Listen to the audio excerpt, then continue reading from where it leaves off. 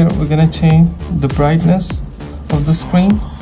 Here is the option high, middle and low. Mostly select the high. Then we have another option of buzzer. We can turn it off and on different levels. Select, click the middle button. This is the middle, low, and we turn off the buzzer. Here's the high. Here we have options for languages, multiple languages. Okay, mostly choose English, and that's it.